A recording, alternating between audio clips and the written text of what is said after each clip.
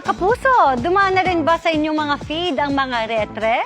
Ni-reenact kasi ng ilang netizen ang pagsundo ng mga yan sa mga taga-Encantadia pero ginamitan nila ng gamo-gamo.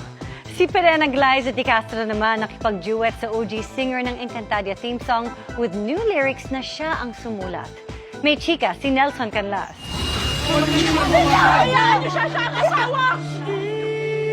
Sa bawat pamamaalam ng mga minahal na karakter sa Encantadia,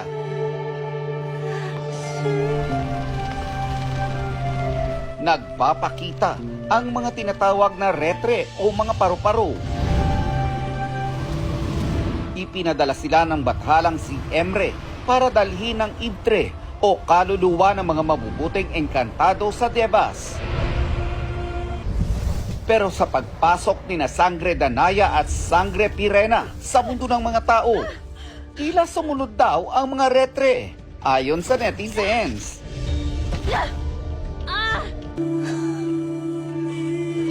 Ganap kung ganap ala Sangre Danaya ang netizen na ito habang itinataboy ang mga retre. Gamo-gamo.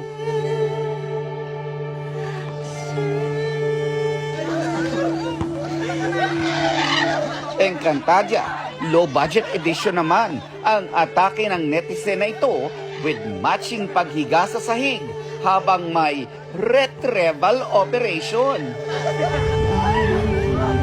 Ang isang ito naman, stress at pagod na raw sa work, kaya sinusundo na ng mga retre.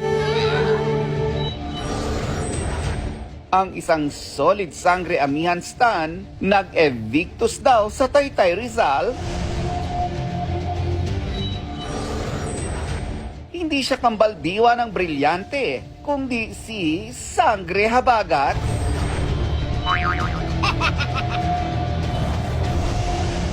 Naka-DIY costume pa at ready to fight, pero nang marinig ang budots,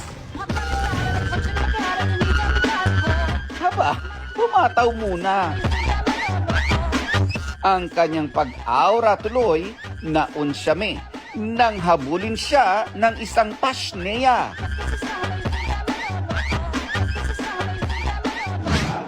Ang kakulitan ng Encantadix nakikita raw sa feed ng Sangres gaya ni Glyza de Castro.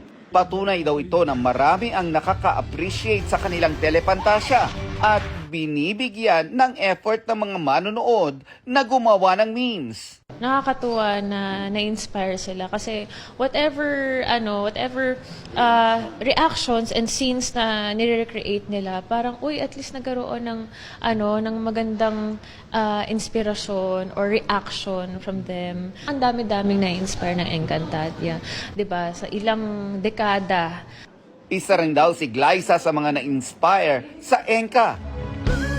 Kaya nakasulat siya ng kanta.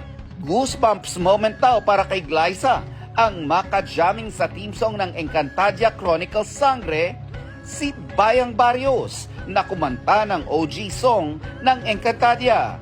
Nagulat ako kasi ang laki ng setup. Merong kulintang, merong chimes and everything.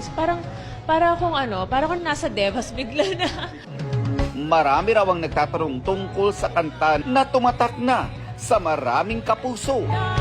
Ang dating naririnig nating pag-chant lang ni Bayang, nilagyan ni Glyza ng karagdagang lyrics para bigyan ng panibagong buhay ang awit.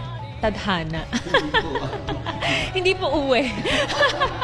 2005, 2016, ang naririnig lang natin lagi is uwe, uwe. Tapos lang siya, in-explain siya sa akin ni Miss Bayang kung ano yung story behind it. Para siyang kalikasan na nasira. Yun yung description sa kanya ng composer. So parang nag-chant lang talaga siya, freestyle lang talaga siya. And then ako naman, bilang nasira yung kalikasan, gusto ko pa rin lumaban. Nelson Canlas updated sa Showbiz Happenings.